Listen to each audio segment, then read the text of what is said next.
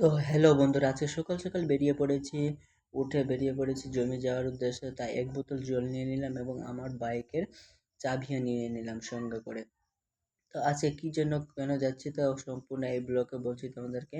আজকে যাচ্ছি পাটের জমিতে জল দিতে, তাই সকাল সকাল পাইপ নিয়ে এবং আমার বাইক নিয়ে বেরিয়ে পড়েছি। দেখো পুরো গ্রামটাই পুরো ফাঁকা, কেউ নাই গ্রামে, মনে হয় একটাও লোককে দেখতে পাওয়া যায় না।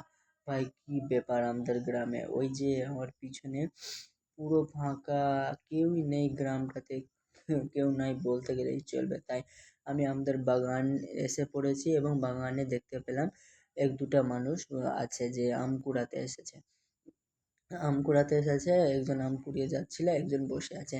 তাই আমাদের গ্রামে এরকমই হয় যে গ্রামের রাস্তার ধারে কম থাকে এবং বাগানে বেশি থাকে। তাই বলো, দেখো আমি গ্রামে চলে এসেছি আর আমের সাইজ যা হয়েছে ভাই মারাত্মক। দেখো কত বড় বড় আম হয়েছে, এইগুলা হলো নেংড়া আম। নেংড়া আমের সাইজ সেই হয়েছে। তোমাদের ওদিকে এরকম সাইজ হয়েছে কি? তোমরা কমেন্ট করে অবশ্যই জানাবা। এবং আমি যাওয়ার পথে দেখি একটা নেংড়া আম পাকা পোড়া আছে। সেই আমটা আমি লোভ না সামলাতে পেরে উঠালাম খাবো বলে।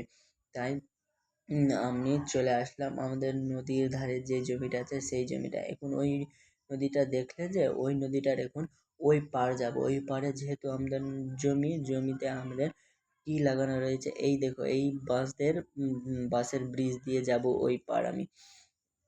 ওই পাড়ের জমিতে আমাদের কি লাগানো রয়েছে, এই নদীর ওই পারে আমাদের জমি আছে, কি লাগানো রয়েছে তোমাদেরকে দেখাবো। শেষ পর্যন্ত ভিডিওটা দেখতে থাকো আর কমেন্ট করে দেখাও তোমরা কোথায় কোথায় থেকে দেখছো, এবং আমাকেও তো দেখতে পাবো আমার ভিডিওটা কত দূর পর্যন্ত যাচ্ছে। তাই তোমরা কমেন্ট করে অবশ্যই জানাবো। দেখো আমি পার হচ্ছি, ফাইনালি চলে আসলাম আমি আমাদের পাটের জমি। দেখো আমাদের জমিতে পাট লাগানো রয়েছে, পুরো জমিটাতে পাট লাগানো রয়েছে। আর এই জমিটাতে আমি পাটের জল দিতে এসেছি, পুরো পাটের জল দিব আজকে।